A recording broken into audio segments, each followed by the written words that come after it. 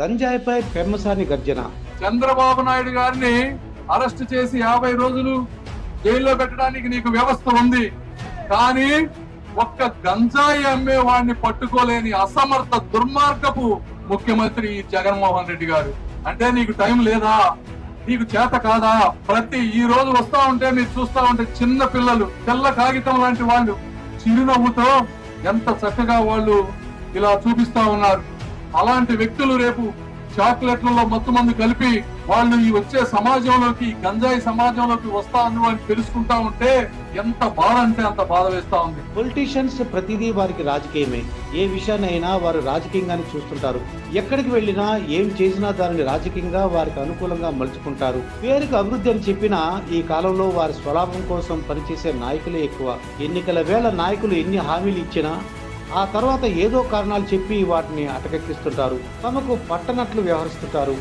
కానీ అందుకు భిన్నంగా ప్రజా సంక్షేమమే ధ్యేయంగా తన వ్యవహార శైలి, మాట తీరు, పనితీరుతో అసలు రాజకీయ నాయకుడు అంటే ఇలా ఉండాలనే ప్రశంసలు అందుకుంటున్నారు. ప్రస్తుత నాయకులు పదవుల అధికారం దక్కే వరకు ఎన్నో ప్రయత్నాలు చేస్తుంటారు.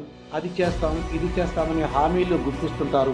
ఒక్కసారి అధికారం చేతికొస్తే చాలు, అందిన కాడికి దండుకోవడమే పనిగా పెట్టుకుంటారు. ప్రజా సంక్షేమాన్ని తొంగలో తొక్కి వారి స్వలాభం వారు చూసుకుంటారు.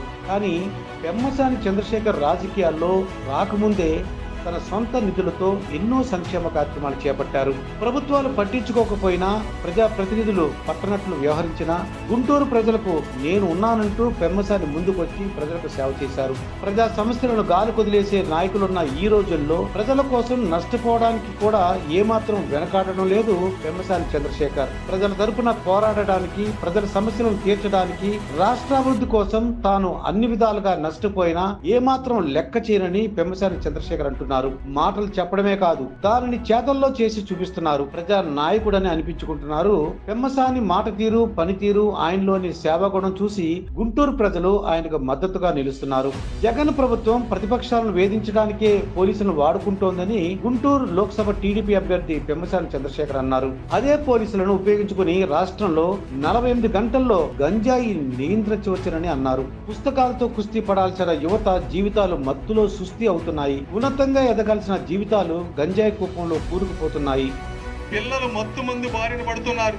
వాళ్ళు మత్తు మందు బారిన పడి తెలియని తప్పులు చేసి జైళ్లకు వెళ్ళి వాళ్ళ జీవితాలు పాడైతే దానికి ఎవరు బాధ్యులు అని నేను అడుగుతా ఉన్నాను. ఇంతకు ముందు ఎప్పుడన్నా గంజాయి ఉందా? ఎప్పుడైనా ఏ రాష్ట్రంలో అయినా ఉందా? మరి ఇక్కడే ఎందుకుంది అని మీరు ప్రశ్నించరా అని అడుగుతా ఉన్నాను. అంటే ఇది జగన్మోహన్ రెడ్డి గారికి తెలియదా? తెలియకపోవడానికి ఒకే ఒక కారణం ఉంది, కేవలం కంప్యూటర్ ముందు కూర్చొని పబ్జీ ఆడుకుంటా ఉంటే మాత్రమే తెలియదు తప్పించి.